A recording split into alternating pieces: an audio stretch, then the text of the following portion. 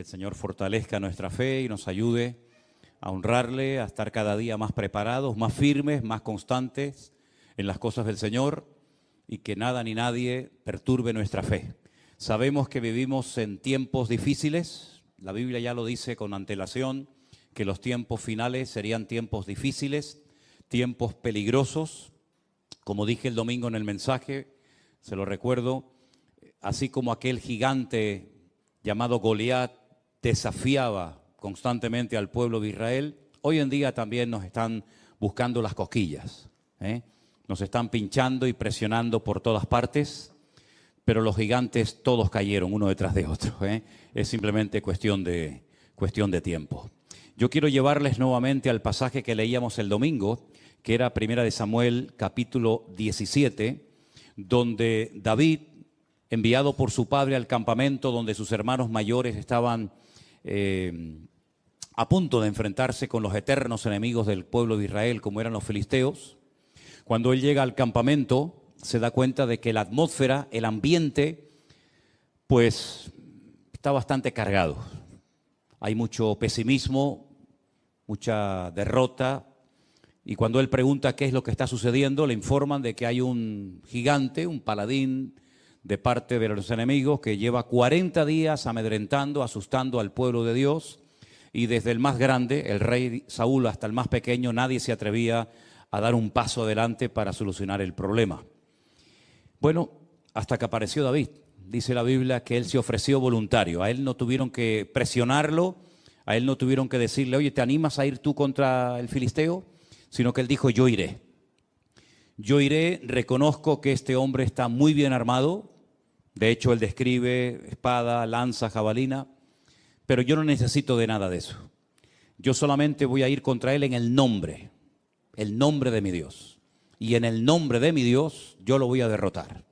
Y hace una tremenda declaración, vamos a leerla nuevamente, capítulo 17, verso 45, dice la palabra de Dios así. Entonces David le dijo al filisteo, tú vienes a mí con espada, lanza y jabalina, mas yo vengo a ti en el nombre del Señor de los ejércitos, el Dios de los escuadrones de Israel, a quien tú has provocado.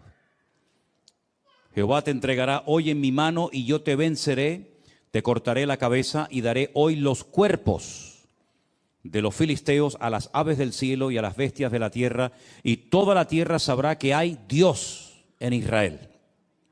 Y termina diciendo, verso 47, y sabrá toda esta congregación que el Señor no salva con espada ni con lanza, porque del Señor es la batalla y Él os entregará en nuestras manos. Aquí no hay un acto de prepotencia por parte de David, ni muchísimo menos. No hay un deseo de destacar por encima de los demás, de llamar la atención hacia sí mismo, sino más bien todo lo contrario. Lo que él quiere es desviar la atención hacia Dios para que el pueblo de Israel y todos los que estaban por allí y los que iban a oír de este combate supieran que la victoria la había dado el Dios de Israel. No era un pueblo de ateos, pero era un pueblo que no sabía cómo actuar frente a la adversidad. Y hoy en día pasa exactamente lo mismo. Hay gente que lee la Biblia, que se congrega en esta o en cualquier otra iglesia, que lleva años en los caminos del Señor, pero cuando llega un momento puntual a su vida, cuando llega una prueba, un conflicto con la familia, con la economía, con la salud o con lo que sea, pues no saben cómo reaccionar. Y parece ser que este era uno de los grandes problemas que Israel tenía en aquel momento. Sabían ir todos unidos contra un enemigo, pero como los filisteos estaban planteando que solamente uno se enfrentara a Goliat, pues ellos se quedaron paralizados porque no estaban acostumbrados a pelear así. Todos, ¿verdad? Todos los israelitas contra los filisteos contra ellos, a eso sí, en el valle, en la montaña, con espadas, con jabalinas, con flechas, con arcos, con lo que fuera. Pero eso de que uno fuera a pelear contra otro, pues ellos nunca lo habían visto y por eso no sabían cómo reaccionar. Y es que las pruebas que van a venir a nuestras vidas no siempre van a venir igual, pero las pruebas que han venido a nuestra vida y que con la ayuda del Señor hemos logrado superar, nos tienen que preparar y nos tienen que ayudar a reconocer cómo actuar en las pruebas que van a venir sí o sí a nuestra vida, ¿verdad? David presenta su currículum. Tú tienes un currículum en el Señor, sea pequeño, sea grande, sea visible o no. Tú tienes un bagaje, tú tienes una trayectoria con el Señor. Lógicamente unos pueden hablar de más cosas que otros, pero lo que está bien claro es que David en ese momento no podía presumir de ser un soldado en el ejército de Saúl, porque no tenía la edad para hacerlo. Pero él dijo, bueno, yo no soy un soldado, yo no tengo armadura, yo no formo parte de los escuadrones de Israel, pero yo quiero decirles a todos ustedes, porque veo que no lo saben, que para mí pelear contra el gigante filisteo a mí no me resulta complicado, porque yo sí sé lo que es pelear uno contra uno. Yo no sé lo que es ir a la guerra con un montón de soldados que me respalden, pero yo cuando fui a pelear con el león nadie vino a ayudarme y lo vencí. Y yo cuando fui a pelear contra aquel oso que quería despedazar el rebaño de las ovejas de mi padre, yo fui solo. Allí no estaba ni mi padre, ni mis hermanos, ni ningún hermano que me ayudara. Hay conflictos espirituales en la vida que tendremos que unir fuerzas todos para ir contra ese enemigo, contra ese ataque. Pero habrán otro tipo de pruebas o de ataques que vendrán a nuestra vida en los que te vas a tener que enfrentar tú solita. Y tú dices, ¿y ahora qué hago? Bueno, gracias a Dios tenemos el manual. Tenemos la Biblia, la palabra de Dios, a través de la cual podemos descubrir cómo tenemos que reaccionar ante esa situación que no afecta a la iglesia. No es algo que nos está afectando a todos. ¿Se acuerdan cuando, por ejemplo, nos confinaron? Tuvimos que darle vueltas a la cabeza y decir, bueno, vamos a hacer esto, vamos a hacer lo otro, cada uno en su casa, creamos aquel grupo de WhatsApp y era algo que nos, digamos, que nos afectaba a todos. Pero luego hay muchas cosas que son tuyas, particulares, que no me afectan a mí, o las mías no te afectan a ti. Pero también tenemos que estar preparados y saber cómo reaccionar en todo momento. Ahora bien, cuando una persona en el mundo espiritual obtiene una victoria, hay muchas cosas que cambian. Cosas que se pueden ver, otras que no se pueden ver, pero no significa de que no hayan cambiado. Por ejemplo, yo he hecho una pequeña lista, seguramente se me quedan muchas cosas fuera, de algunas cosas que cambiaron el día que David derrotó a Goliat. Por ejemplo, cuando él llega al campamento, una pregunta que él hace es, ¿qué le dará el rey como recompensa al hombre que derrote a Goliat? Y entonces fíjate lo que le dicen. Quiero que lean conmigo en el capítulo 17 de Primera de Samuel, el verso 25, dice así. Cada uno de los de Israel decía, ¿nos habéis visto aquel hombre que ha salido? Él se adelanta para provocar a Israel, pero ahora viene una palabra muy interesante.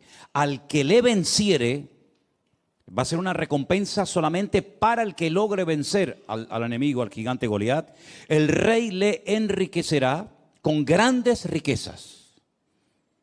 Le dará su hija y eximirá de tributos a la casa de su padre en Israel. Fíjate las tres cosas que obtendría como recompensa el hombre que venciera a Goliat. Número uno, sería enriquecido, se convertiría en parte de la familia del rey, porque el rey le daría una de sus hijas, y eximiría de tributos a la casa de su padre en Israel. ¿Merecía la pena o no ir a pelear contra el gigante Goliat? Se habrán presentado 1000 como voluntarios, ¿no? Habrán dicho, pues yo quiero eso. Yo quiero ser rico, quiero ser yerno del rey y quiero que además toda mi familia quede excluida de pagar impuestos. Pues la cruda realidad es que no se presentó nadie. La recompensa era extraordinaria, pero los voluntarios brillaron por su ausencia. Solamente David dijo, bueno, pues yo voy a ir a pelear. Pero él no fue a pelear contra el gigante Goliat por la recompensa. Él iba a ir con recompensa o sin recompensa. Él no estaba allí para hacerse rico aprovechando una oportunidad, ¿verdad? Y para bendecir a su familia, librándola de pagar terribles impuestos que tenían que pagar, ¿verdad? Él fue allí porque primeramente su padre lo mandó y él iba a ir porque él en ese momento, ese día, él se sentía como el representante de Dios en el pueblo. No va nadie, no va el rey, no va el hijo del rey, Jonatán o los demás hijos, no va nadie, no van mis hermanos. Bueno, pues voy yo. Porque yo entiendo que esta es una oportunidad para que todo mi pueblo y todos los gentiles que están aquí sepan que nuestro Dios es un Dios que marca la diferencia, con recompensa o sin recompensa. Y yo voy allí, yo le voy a vencer. Y es cuando él hace aquella tremenda declaración. Él no habla de, bueno, tal vez, vamos a ver lo que pasa, que se haga la voluntad de Dios, que sea lo que Dios quiera, en fin. No, no, él habla con una seguridad tremenda. Es que hay momentos en la vida en el que no te puedes dar el lujo de dudar. Es sí o sí, es vida o muerte, es cara o cruz, no hay vuelta de hojas. Él no dice, bueno, en algún día tal vez vamos a ver si llevas 40 días molestándonos por la mañana, por la tarde y por la noche, pues vamos a ver si poquito a poco. Es que esa batalla no se iba a ganar poquito a poco. Mira, hay cosas en tu vida y en la mía y en la de todos y cada uno de nosotros que poco a poco las vamos a ir superando. ¿Estamos de acuerdo?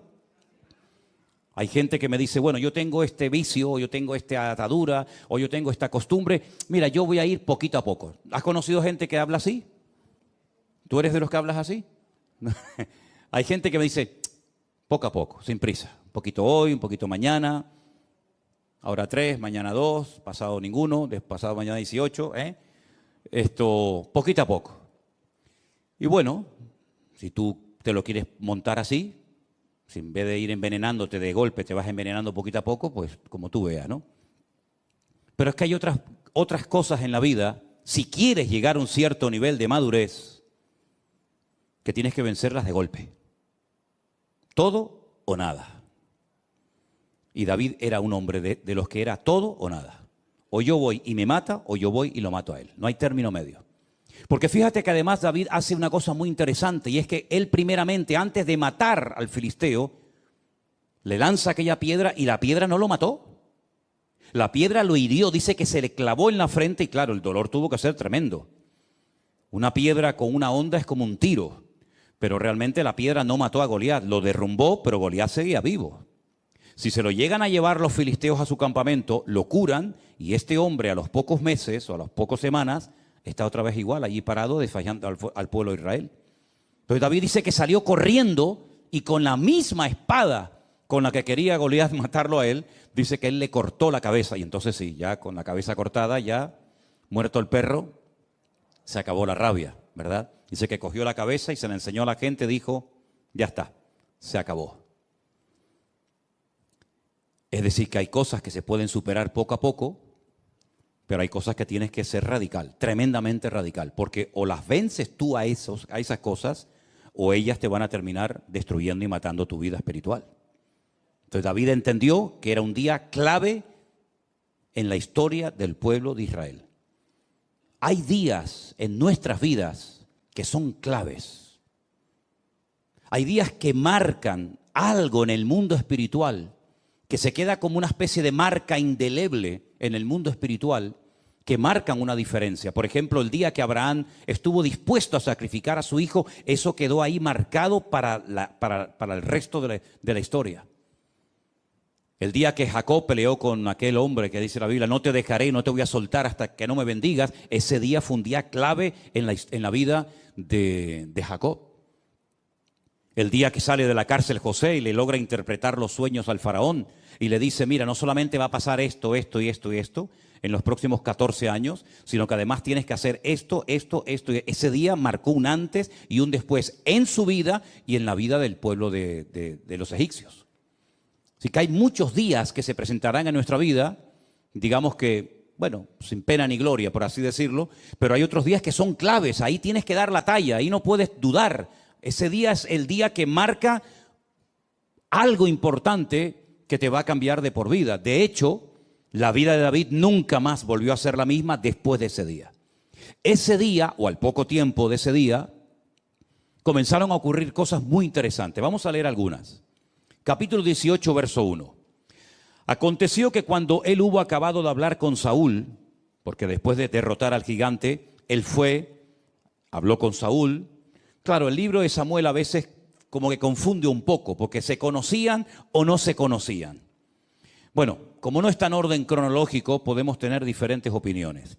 Pero lo que está bien claro es que David habló personalmente con el rey Saúl el día que derrotó al gigante Goliat. Y en ese día, en esa conversación, estaba presente un muchacho llamado Jonatán, que era el príncipe de Israel, el futuro heredero, el hijo del rey. Y aconteció que cuando él hubo acabado de hablar con Saúl, el alma de Jonatán quedó ligada con la de David y lo amó Jonatán como a sí mismo. Claro, los mal pensados, los de mente corrupta y los perversos, siempre le quieren dar una interpretación incorrecta al texto. Pero allí se fraguó y nació una amistad preciosa entre Jonatán y David, entre David y Jonatán, una amistad limpia, una amistad pura, una amistad verdadera. Y como él llegó a escribir tiempo más tarde, es mejor un amigo que a veces un hermano, ¿verdad? Entonces, eso es algo que ocurrió ese día. Ahí empezó una amistad, una relación entre amigos preciosa. Segunda cosa que ocurre, vamos a leer a partir del versículo 6, si os parece. Aconteció que cuando ellos volvían, cuando David volvió de matar al filisteo, salieron las mujeres de todas las ciudades de Israel cantando y danzando para recibir al rey Saúl, con panderos, con cánticos de alegría y con instrumentos de música. Y cantaban las mujeres que danzaban y decían: Saúl hirió a sus 1000 y David a sus 10,000. No le gustó la letra al caballero. La letra no le hizo mucha gracia. Porque dice que Saúl se enojó en gran manera y le desagradó este dicho. Y dijo: a David dieron 10,000 y a mí 1000. No le falta más que el reino. Se picó. El caballero se picó. Y desde aquel día Saúl no miró con buenos ojos a David. ¿Qué te parece? Desde aquel día las cosas cambiaron. Hemos obtenido una victoria tremenda, pero a partir de ese día Saúl se la sentenció al rey David. Aconteció que al día siguiente, fíjate qué cosa, esto ya es el mundo espiritual. Al día siguiente de esa reacción de enojo, de esos celos ridículos y absurdos, al día siguiente un espíritu malo de parte de Dios tomó a Saúl y él desvariaba en medio de la casa. David tocaba con su mano como los otros días y tenía Saúl la lanza en su mano. Y arrojó Saúl la lanza diciendo: enclavaré a David a la pared. Pero David lo evadió 2 veces. Fíjate las cosas que comienzan a cambiar a raíz de la gran victoria que ha beneficiado a todo el país, incluido al rey. Enojo, rabia, celos, envidia. ¿Qué te parece? ¿Buscó David en algún momento la reacción de Saúl de esta manera? Jamás. Pero hay cosas que tú no puedes evitar. Hay algunas cosas, muchas cosas podemos evitar en la vida, pero hay otras muchas cosas que, por mucho que le des vueltas a la cabeza, hay cosas que no puedes evitar. Y una de ellas era que Saúl odiara y le tuviera unos celos enfermizos al joven David. Desde aquel día no lo miró bien. Unos celos tremendos. Y el resto de sus años los dedicó a perseguir a David. David al final saben que tiene que huir. Y durante muchos años, desde los 17 aproximadamente, hasta los 30 que llega a ocupar el trono de Israel, está huyendo de cueva en cueva, de lugar en lugar, hasta que finalmente él dice: bueno, en algún momento me va a matar este hombre, me va a quitar la vida Saúl. Dice que se fue a vivir con los filisteos. Pero claro, si llega a los filisteos, cuando tú le has matado al gigante filisteo, en cuanto te vean aparecer por allí, te van a matar a ti. ¿Qué es lo que hace David? Que era tremendo. Finge que está loco. Y se le cae la baba por la cara y se hace el loco y pintan las paredes y el rey dice: ¿no tengo yo bastantes locos para que me venga otro más? Y bueno, al final el loco fue una ayuda tremenda para el rey de los filisteos, en fin. Ahora llegó el momento en el que Saúl tenía que cumplir la palabra que había dado. El hombre que venciere a Goliat, yo le voy a dar a mi hija y lo voy a convertir en mi yerno. Vamos a ver si cumplió la palabra, ¿les parece? Versículo 17. Entonces Saúl le dijo a David: he aquí yo te daré a Merab, mi hija mayor. Generalmente se daba a la mayor y luego se daba a la menor, ¿verdad? Saben que en las notas musicales hay notas mayores y notas menores, ¿no? Pues le iba a dar la mayor y al final le dio la menor.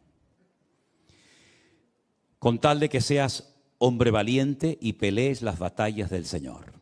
Mas Saúl decía: no será mi mano contra él, sino que será contra él la mano de los filisteos. Fíjate tú el plan que comienza a fraguar Saúl para quitarse de medio a David.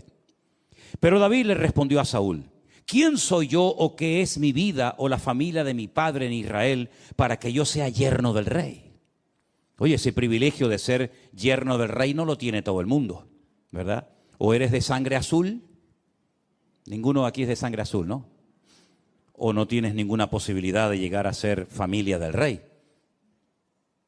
Llegado el tiempo en el que Merab, la hija de Saúl, se había de dar a David, fue dada por mujer a Adriel.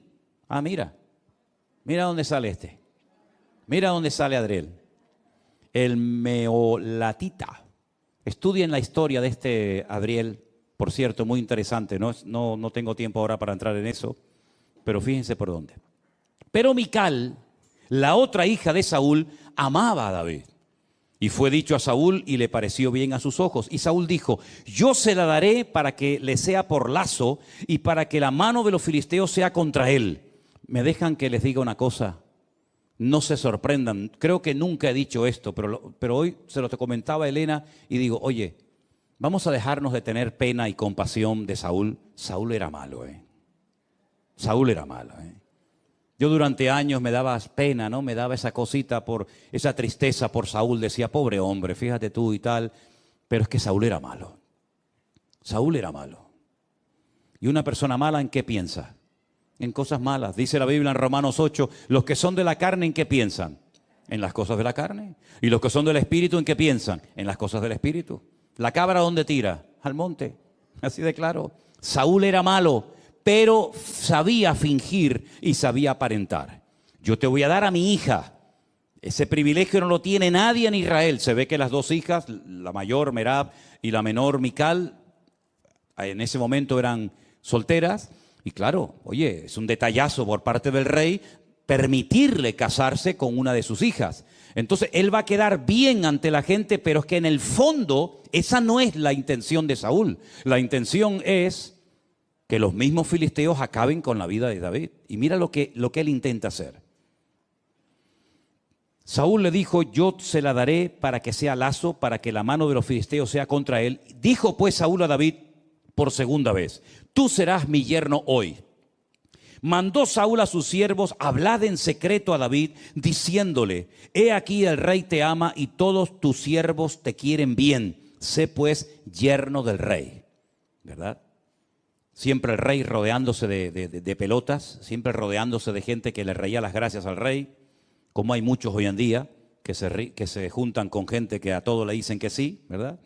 Los criados de Saúl hablaron estas palabras a oídos de David, y David dijo: ¿os parece a vosotros que es poco ser yerno del rey, siendo yo un hombre pobre y de ninguna estima? Des en cuenta, por ejemplo, que David no era una persona pudiente económicamente hablando. David era un simple pastor de ovejas, que encima no eran ni de él, eran de su padre. Era el menor de la familia, no tenía ninguna posibilidad de una buena herencia el día de mañana. Incluso hay comentaristas por ahí que opinan que David fue, concebido fuera del verdadero matrimonio, ¿no? Bueno, sea como sea, el tema es que David jamás se le hubiera pasado por la imaginación llegar a estar emparentado con el rey de Israel, el hombre más importante del país. Y él lo tiene claro, él dice: yo no tengo ninguna posibilidad de llegar a ser el yerno del rey. Pero fíjate qué interesante. Los criados de Saúl le dijeron esta respuesta, le dieron estas palabras, y Saúl dijo: decidle así a David: el rey no desea la dote. La dote era algo muy importante, ¿sabes? Mi hija, para que sea tu hija, me tienes que dar 20 camellos, 30 ovejas, etcétera, etcétera. A mí Matías no me dio nada, por cierto, pero bueno. Aún estamos a tiempo. Bueno, me dio un nieto. Ya con eso le perdono. El rey no desea dote, sino, escucha bien, espero que lo entiendas, 100 prepucios de filisteos, que es lo que se le quita al hombre cuando se le circuncida. Quiero 100 de filisteos, para que sea tomada venganza de los enemigos del rey. Pero es que esa no es la verdad. Detrás de esta petición de 100 prepucios, fíjate tú qué cosa pide este hombre. Saúl lo que quería hacer es que David cayera en manos de los filisteos, porque sobra el decir, no me hagan que dé demasiadas explicaciones, pero sobra el decir que para llevarle en una bolsa siempre pucio de filisteos al rey Saúl, primeramente habrá que matarlos. Y después una vez matarlos o dejarlos medio heridos, ¿no? Me tengo que enfrentar a 100 para poder llevárselos al rey Saúl. Porque en el fondo, alguno de ellos lo va a terminar matando. Esto no es como las películas americanas que saben que sale el héroe corriendo por un campo abierto, le disparan 5.000, ni uno le da. Pero él dispara y con una bala mata a 10 de golpe, ¿no? Alguno de los 100 lo va a mutilar o lo va a matar. Y eso es lo que en el fondo Saúl quería. Pero miren cómo era David. Cuando sus siervos declararon a David estas palabras, le pareció bien la cosa. Es que le pareció bien la cosa, increíble. A mí me dicen eso y dice, vete tú a cortarlo, vete tú a cogerlo. Le pareció bien, dice, a los ojos de David, para ser yerno del rey. Y antes que el plazo se cumpliese, David se levantó, se fue con su gente y mató a 200. ¿Cuánto pedía el rey Saúl? 100. Este mata a 200. Los mató, ¿eh? Mató a 200 filisteos y trajo los prepucios de ellos y los entregó todos al rey, a fin de hacerse yerno del rey. Y Saúl le dio a su hija Mical por mujer. Si yo te doy más de lo que tú me pides, 100, toma 200, y ahora me tienes que dar a tu hija mayor. No, le da la menor, le da a Mical. Pero Saúl, viendo y considerando que el Señor estaba con David y que su hija Mical lo amaba, tuvo más temor de David y fue Saúl enemigo de David. ¿Cuánto tiempo? Todos los días. Todos los días de la vida que duró, odiaba y no podía ver en pintura a David. ¿Qué te parece? El ungido, este era el ungido. Imagínate los que no eran ungidos, ¿no? Este era el ungido de Jehová. Este era el que tenía que ser un ejemplo a la grey. Este era el que tenía que ser agradecido porque por fin había aparecido un desconocido y había arreglado el problema nacional de deshacerse del cuerpo, de la vida del gigante Goliat. Y mira cómo le paga, tratando de matarlo, tratando de desacreditarlo, persiguiéndolo de noche y de día por todas partes, con unos celos que en vez de cortarlos, los fue alimentando día a día. Y al final, si ustedes leen la historia de Saúl, que la encontramos en la Biblia, la vida de Saúl fue un auténtico desastre. Mató a sacerdotes, le echó la culpa al pueblo de muchos actos de desobediencia que hizo a lo largo de su vida. Se fue a consultar con una adivina en un pueblo llamado Endor, en el norte de Israel. Al final termina suicidándose, tirándose sobre una espada y quitándose la vida. Dejó al país en la ruina. Económicamente el país lo dejó en la bancarrota más absoluta. Los filisteos incluso se atrevieron a robar y llevarse a su terreno el arca de la alianza, que ya saben lo que era el arca de la alianza, ¿verdad? En aquellos tiempos. Es un auténtico desastre. Y no me digan a mí que Saúl no tuvo ayuda y buenos consejeros, como por ejemplo el profeta Samuel, que le decía lo que tenía que hacer, lo que no tenía que hacer. Espérate, no hagas esto, no te precipites, no corras, espera. Sin embargo, echó por la borda su vida. Así que cambios, pues mira, en lo espiritual todos los que quieras y más. Se convierte en yerno del rey, empieza una hermosa amistad con su hijo, con Jonatán, con el príncipe de Israel. Se desatan los celos de Saúl con la intención de matarlo. Se convierte en un rey falso que aparentemente te quiere bendecir, que aparentemente te quiere ayudar, pero en el fondo lo que quiere es quitarte de en medio, ¿verdad? No, yo quiero que seas mi yerno. Tráeme siempre pucios con la intención de que lo maten, ¿verdad? Se convierte en un rey mentiroso, en un rey manipulador, en una persona muy peligrosa, porque dice la Biblia que en varias ocasiones David estaba tocando el arpa para él, para calmarlo, y dice la Biblia que cogía la lanza y se la lanzaba para clavarlo en la pared como si fuera una cucaracha, ¿verdad? Un hombre tremendamente agresivo, peligroso, amargado, frustrado, que llevó al país a la ruina. Y David en medio. David nunca se levantó contra él dando una especie de golpe de estado, sino que él esperó, dejaba todo en las manos del Señor, En aquella época compuso salmos extraordinarios. Puedes leer las sensaciones, las tristezas de David, las luchas tremendas, la soledad, las horas, días, semanas, solo, ¿verdad? Por esos montes huyendo de Saúl, siempre pendiente de que me atacaran por la noche, por el día, por la montaña, por arriba, por abajo, ¿verdad? Pero el Señor lo cuidó y el Señor lo protegió. Cuando tú comiences a obtener victorias espirituales en tu vida, vas a desatar la ira del enemigo, pero también vas a desatar la bendición de Dios sobre tu vida. Tienes que saber esto. Como dijo alguien, si no quieres que te pase nada, que nadie diga nada mal de ti, que nadie se meta contigo, que nadie te cuestione, que nadie te critica, no hagas nada. Es que no tenías ni que haber nacido. Porque ya desde el día que nacimos, ya siempre alguien dijo, qué feíto era, ¿no? Y aún no dice nada, otro dice, ay, qué guapo, otro era feíto, otro era feo. Desde el mismo día que nacimos ya comenzó la batalla de la vida. Pero es que además nosotros no solamente estamos en el mundo natural, como todos los seres humanos, sino que nos hemos pasado de bando. En el mundo espiritual hay dos bandos, el del diablo, Satanás, las tinieblas, y el bando de luz, del Señor, ¿verdad? De la bendición de Dios. Y hemos pasado, como dijo el Señor, de muerte a vida. Claro, el otro no está contento con ese cambio, porque sabe que ahora tienes tú una victoria que ya le gustaría a él tener. Ahora tú tienes una influencia, una capacidad en el mundo espiritual que él no va a tener jamás en la vida. Y eso va a despertar envidia, eso va a despertar celos, eso va a despertar pues tantas y tantas cosas. ¿Y dónde va a venir la guerra? Pues desde adentro. El Señor Jesucristo un día nos dio una información tremenda. Dice que los mayores enemigos a veces, no siempre, pero a veces pueden surgir hasta dentro del mismo seno familiar. Dentro de la misma familia. Ese cuñado con el que te llevabas tan bien, ese primo, ese abuelo, ese tío, ese sobrino con el cual pues antes jugabas al fútbol, iban de excursión y cantaban y lo pasaban bien. Ahora por el simple hecho de haberte convertido, pues ahora parece que te has convertido en su enemigo. Pero no tienes que asustarte. Al mismo Señor Jesucristo le pasó.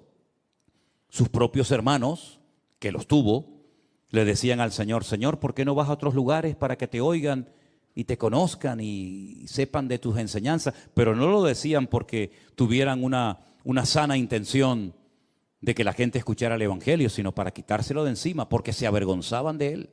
¿Qué te parece?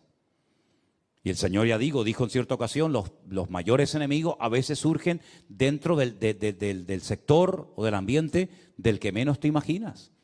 Incluso la Biblia dice que en los últimos tiempos tal vez la nuera se levante contra la suegra contra la nuera, los hijos contra los padres contra los hijos. Eso va a ser una revolución tremenda y para todo eso tú tienes que estar preparado.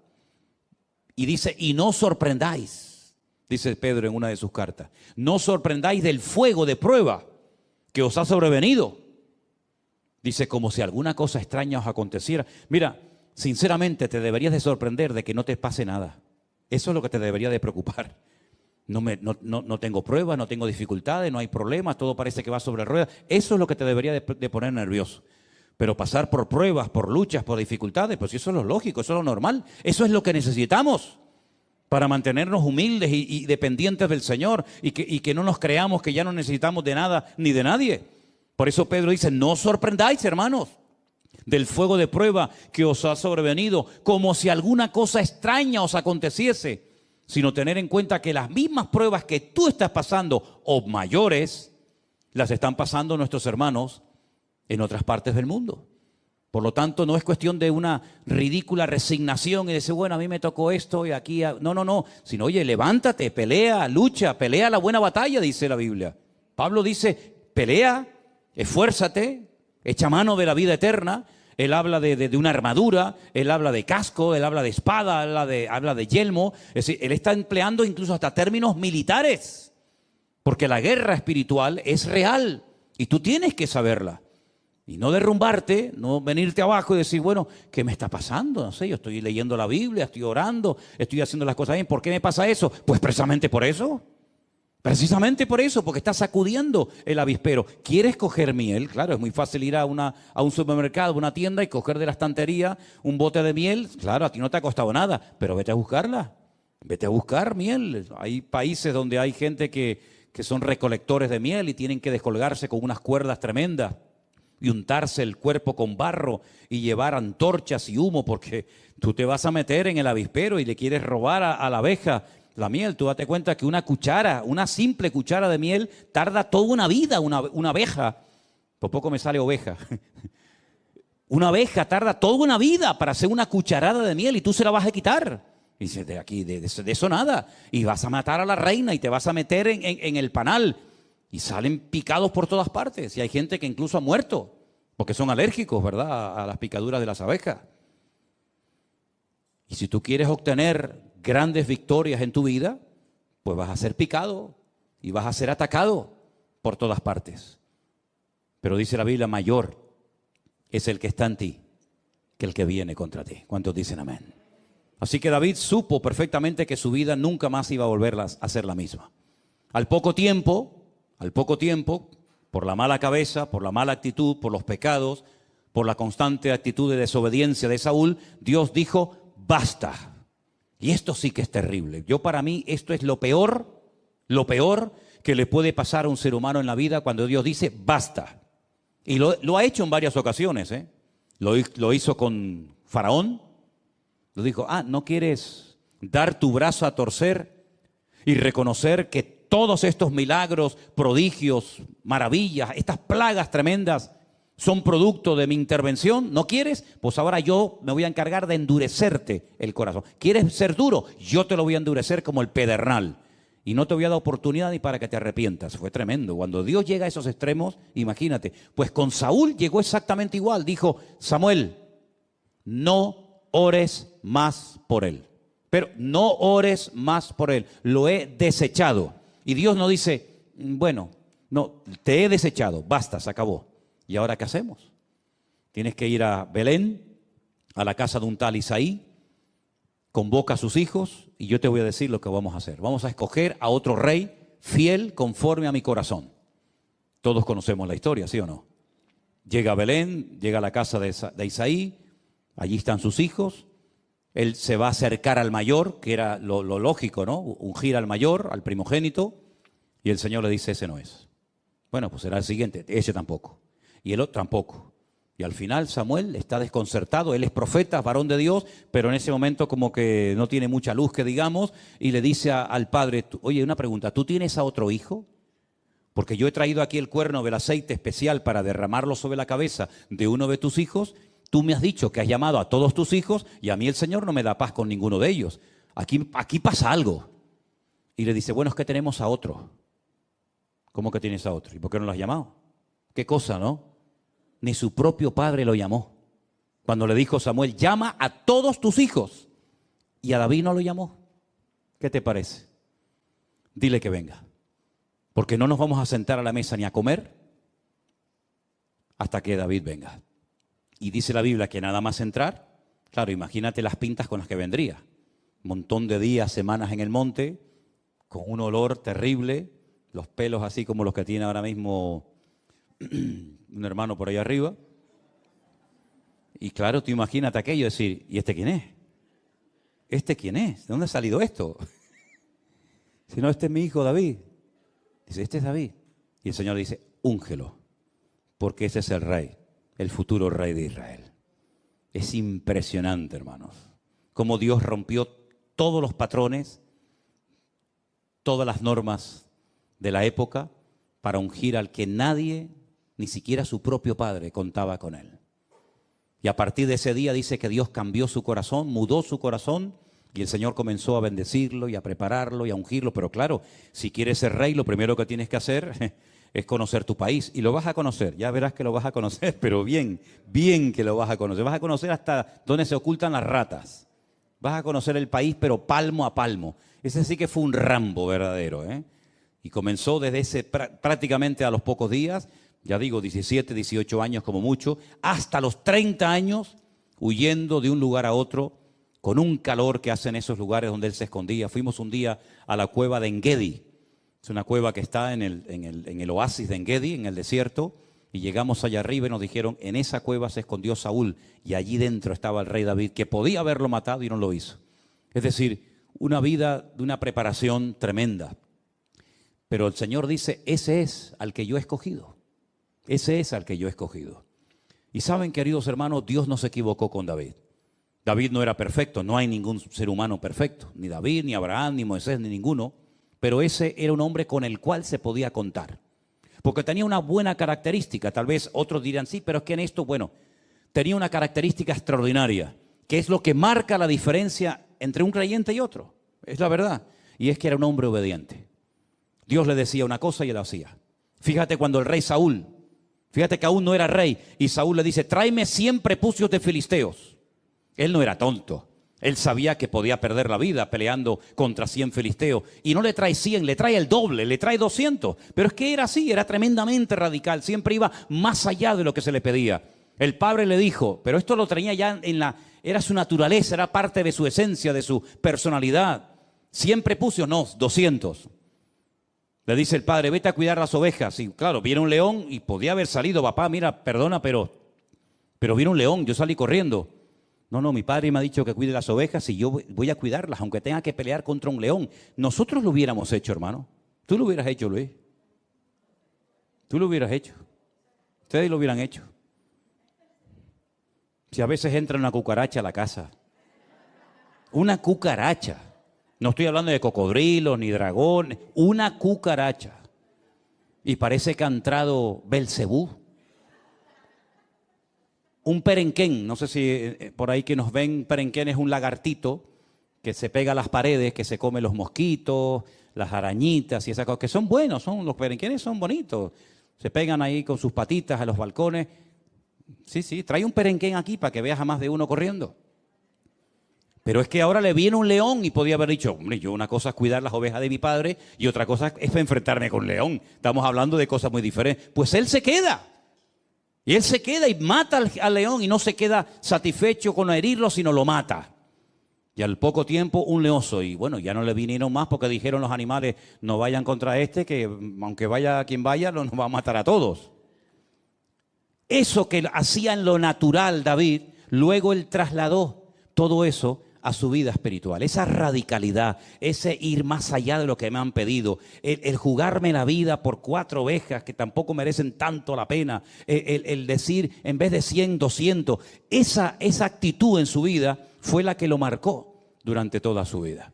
Y por eso para él el gigante no era nada, para él un león no era nada, porque él conocía al Señor. Y cuando uno conoce al Señor, no le tiene miedo a nada. Porque sabes que eso que te está atacando, eso que te domina en ese momento, eso que pierdes el control, para Dios no es ningún problema. Amén, hermanos. Nuestro Dios es mucho más grande que una enfermedad, que un dolor, que un desánimo, que una tristeza, que la pérdida de un ser querido, que lo que sea, no hay nada que se pueda comparar con el poder de nuestro Dios. Fíjate que David simplemente necesitó una piedra. Pero no porque él dijera la piedra va a matar a Goliat, no, porque él en lo que confiaba no era en la piedra, él confiaba en el poder del nombre de su Dios. Pero tengo que utilizar algo, ¿verdad? Pero si David le hubiera pegado un soplido a Goliat, en el nombre de mi Dios, Goliat lo tumba. Porque no era lo que él hacía, sino era la actitud con lo que él hacía y con la fe que él tenía en su corazón. Entonces todos nuestros actos en la vida, todas nuestras palabras, todas nuestras decisiones tienen que estar empapadas y respaldadas por decisiones de tipo espiritual.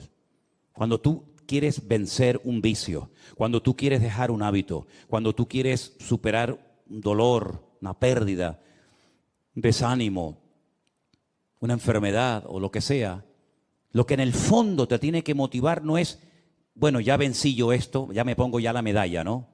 Sino que es una oportunidad para demostrar el poder de nuestro Dios.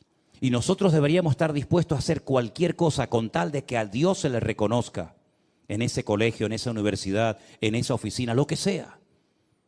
Que sepan siempre que lo que nos motiva no es el orgullo, la ambición personal, el deseo de protagonismo, de que nos miren, de que nos admiren, sino que el objetivo cuál tiene que ser, dar la honra y la gloria a nuestro Dios. Y David entendió que ese día era un día maravilloso, porque ese día todos los ojos de Israel iban a estar mirando aquel valle de Elam, donde derrotó al gigante Goliat. Él sabía que ese día era un día histórico, como en el monte Carmelo, Elías sabía que todos iban a ser así y todos iban a estar mirando a ver qué pasaba en aquel lugar. Hay momentos en los que todos van a estar mirando. Y es el examen, es el test, es la prueba por la cual tendrás que pasar y sacar buena nota para que al final la gloria y la honra se la lleve el Señor. Así que en vez de quejarte, en vez de asustarte, en vez de salir corriendo, dice, no, momento. Yo tengo una oportunidad de oro para demostrar que mi Dios es diferente. ¿Qué es lo que usted me ha dicho que tengo? ¿Esto? ¿Esto es lo que usted dice que tengo? Muy bien, perfecto. Démelo. Te pones de rodillas en tu habitación. Hazme caso, por favor. Hazlo, que funciona. Señor, mira lo que me dijo que me quedan 3 meses de vida. Mira las analíticas, mira los exámenes que me han hecho. Estos, que son los que han estudiado, los que han estado años y años para sacar esta conclusión, me dicen que yo, que soy tu propiedad y que soy tu hijo, me dan 3 meses de vida. Señor, qué bueno sería que tú hicieras un milagro en mi vida para que yo mañana vaya a estos y les diga, vengan un momentito. ¿Qué me dijeron ustedes aquí hace 6 meses? ¿Que me iba a morir? ¿Cuánto tiempo llevo de vida? 18 años. Entonces, en otras palabras, utiliza tus circunstancias presentes para demostrarles que el poder de tu Dios es más grande que todo lo que te hagan o todo lo que te digan. Y otra cosa, y si por lo que sea tú decides que lo que dijeron estos señores se cumpla, pues muchísimas gracias porque dentro de 3 meses estaré con mi Señor. Ustedes seguirán rompiéndose la cabeza, pero a mí simplemente lo que me han dicho es la fecha con la que me voy a reunir con Él. Pero si pudiéramos de alguna manera utilizar estas circunstancias aparentemente duras, difíciles o amargas, para demostrarle a estos que dicen que todo esto es mentira, que Dios no existe, que el hombre viene del mono, etcétera, etcétera. Si pudieras, Señor, utilizar estas circunstancias para demostrarle a esta gente tu poder, por mí encantado de la vida, Señor.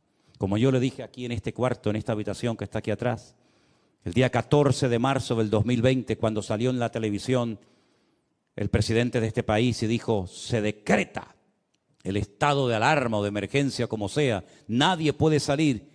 Yo me puse ahí de rodillas y mi Dios lo sabe y le dije, Señor,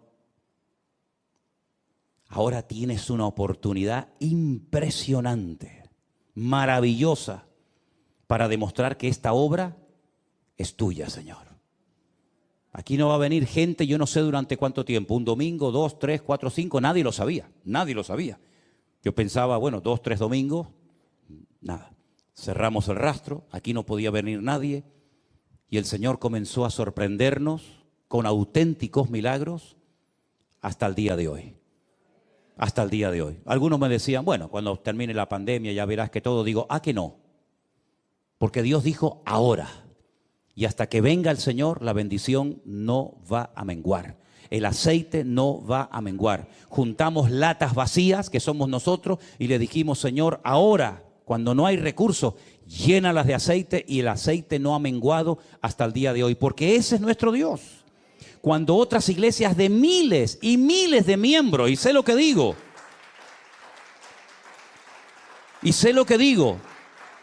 lamentablemente, se cerraron, solamente por ponerles un pequeño ejemplo, podría ponerles muchos. Pero cuando yo conocí a unos hermanos, que no sé si me estarán viendo ahora, son de California, de Los Ángeles, creo que viven por allí en un desierto, no me acuerdo cómo se llama aquel lugar, pero es un desierto, Pues, cuando yo les dije, hermanos, los conocí en Israel, después estuve con ellos en Estados Unidos, ¿a qué iglesia van ustedes? Y me dicen, nosotros íbamos a una iglesia, pero en el tiempo de la pandemia se cerró, como todas. Digo, sí, ya lo entiendo, pero ya terminó la pandemia. ¿Y ahora qué? Dice, no, el pastor nos juntó, no se transmitió, no se hizo nada durante el tiempo de confinamiento y el pastor nos juntó y nos dijo que se iba a cerrar la iglesia. Que cada uno se buscara la vida, unos se reunían en casas, otros se fueron a otra iglesia, otros no se fueron a ninguna parte, lamentablemente. Cerramos la iglesia, dijo el pastor. Y yo le dije, perdone que le haga esta pregunta, no la suelo hacer sinceramente porque no es algo que me quita el sueño ni me preocupa, pero en este caso sí me atrevo a preguntarle, ¿y cuántos erais en la iglesia? ¿Cuánta gente se congregaba en aquel momento? Y si éramos 2.000 miembros. Digo, 2.000 miembros. 2.000. Y cerró la iglesia. Digo, ¿y por qué? Dice, porque no había recursos para pagar la luz, el agua, los teléfonos, el alquiler. Digo, con 2.000 personas. Y nosotros que éramos 4 gatos y un perro herido. 2.000 personas y cierran la iglesia. ¿Pero cómo puede ser esto? ¿Y la cerró? La cerró. Pero te digo un ejemplo. Te podría contar muchos más. Entonces cuando yo le dije al Señor, Señor, se nos viene un gigante imponente, tremendo. Pero si tú quieres, Señor, si tú dices, ahora esta iglesia va a ser usada para tu honra y para tu gloria. Y ya lo creo que lo fue. Ya lo creo que lo fue y lo sigue siendo. Porque el Señor es fiel. Y cuando ponemos nuestra piedrita en el bolsillo y decimos, Señor, yo nada más tengo una piedra. El tipo mira cómo viene, pero yo voy en el nombre de mi Dios. El Señor sorprende. Y el Señor bendice. Y el Señor demuestra que la iglesia no es tuya ni mía. La iglesia es de Él. Y dice la Biblia que Él la sustenta y Él la cuida.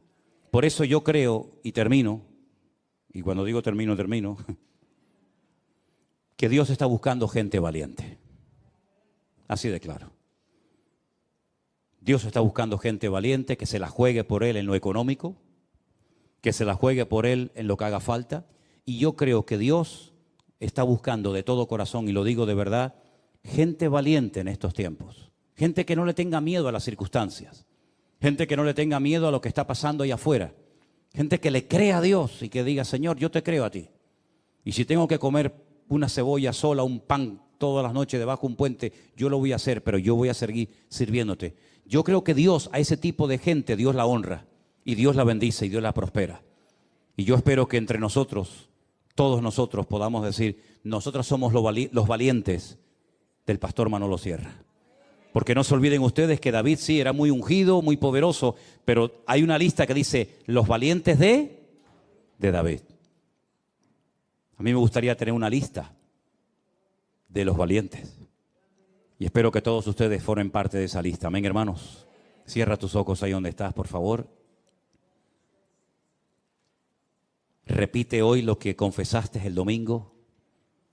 Señor, yo confieso en fe que mi enemigo, mi gigante, ha sido derrotado y vencido en el nombre de Jesús. Llámese como se llame. Este se llamaba Goliat.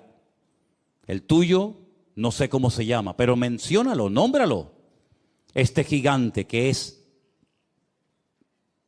etcétera, lo que sea, en el nombre de Jesús, hoy caes y nunca más volverás a levantarte y amargarme la vida.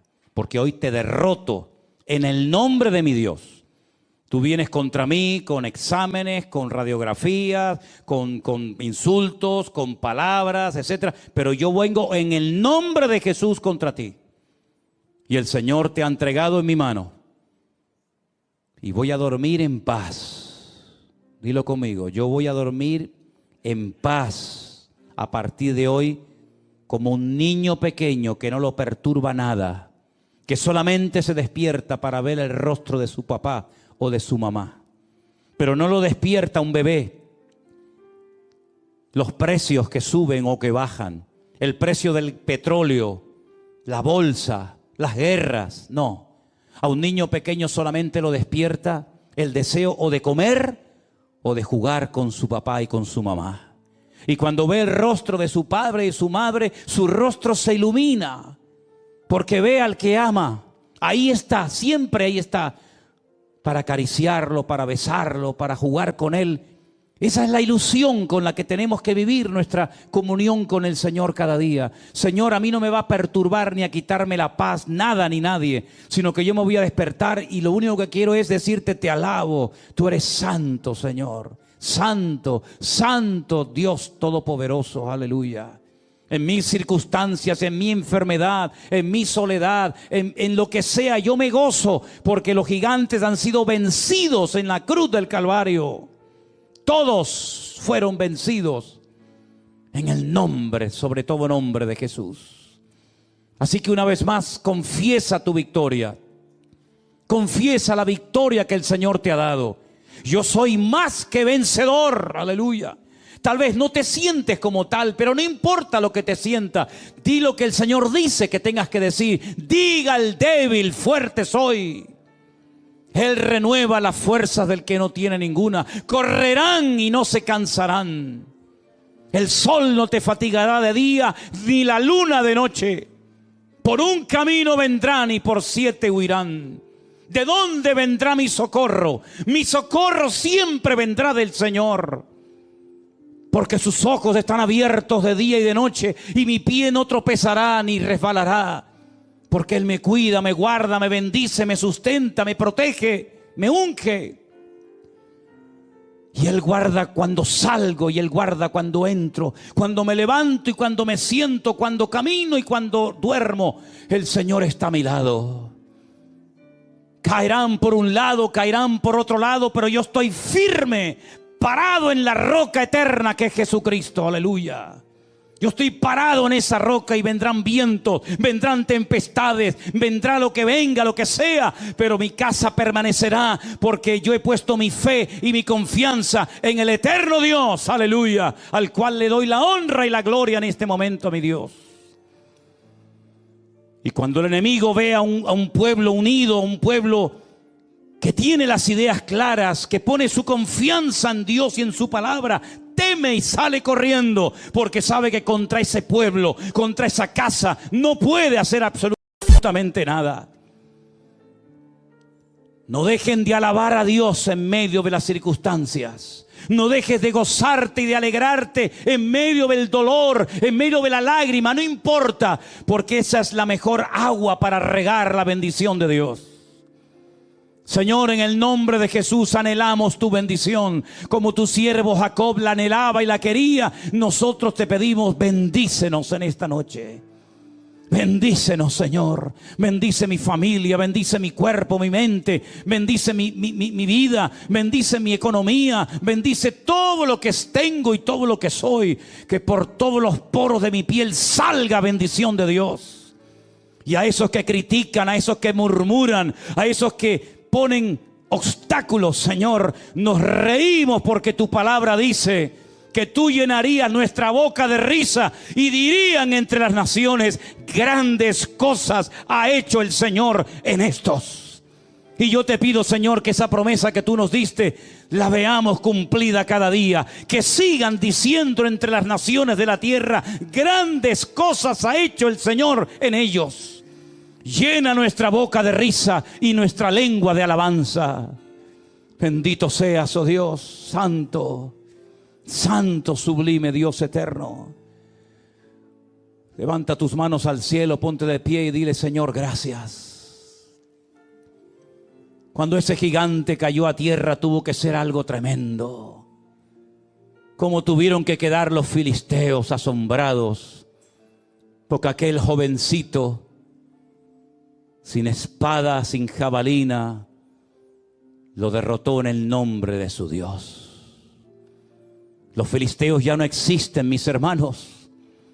Desaparecieron de la historia. Ya no hay filisteos, ya no hay gigantes. Pero sí hay un pueblo que se llama Israel, que es un testimonio viviente al mundo entero de que Dios es un Dios todopoderoso.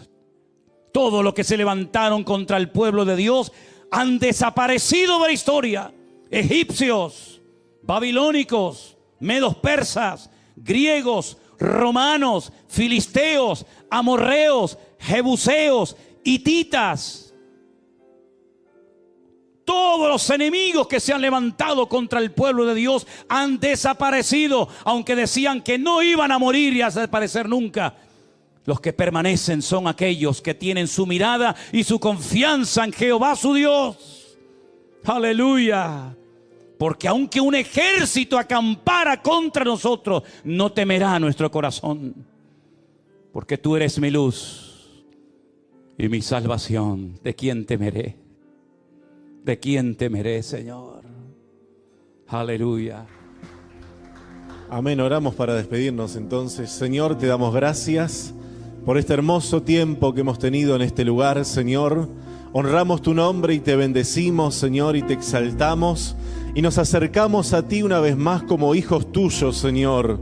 No nos acercamos como huérfanos de Padre, porque tú eres nuestro Padre, porque en ti nos refugiamos, porque tú eres nuestro socorro, porque tú eres nuestro pronto auxilio en las tribulaciones. Señor, adoramos tu nombre y sabemos que tú nos rodeas, Señor, porque tu palabra dice que los que confían en ti son como el monte de Sión, que no se mueve, sino que permanece para siempre. Señor, adoramos tu nombre, te bendecimos. Recibe la gloria, recibe la gloria, recibe, Dios mío. Recibe la adoración de tu pueblo, Señor. Y nos despedimos de este lugar, Señor, pero no de tu presencia, no de tu santa y divina presencia, porque creemos lo que tú nos dices: estaré con ustedes todos los días hasta el fin del mundo. Señor, gracias por tu compañía, gracias por tu cuidado, gracias, Señor, por ser nuestro Padre. Gracias, Dios mío, adoramos tu nombre y te bendecimos. Y bendícenos, Señor, al regresar a nuestros hogares. Guárdanos, líbranos una vez más, Dios mío, y que tus ángeles acampen alrededor nuestro también. Señor, en el nombre de Jesús de Nazaret, gracias por tu santa presencia. Gracias por enviar tu Espíritu Santo a vivir adentro nuestro. Señor, gracias, Dios mío, en el nombre de Jesús. Gracias por tu palabra, Señor.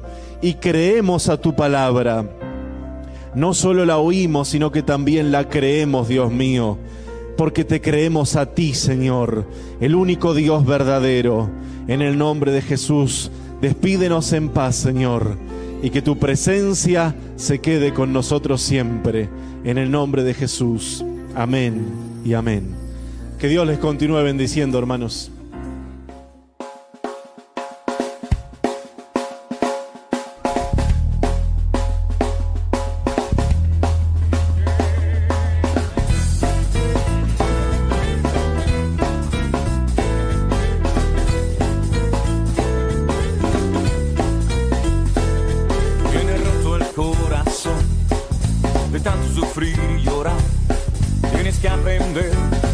Descansar en Dios.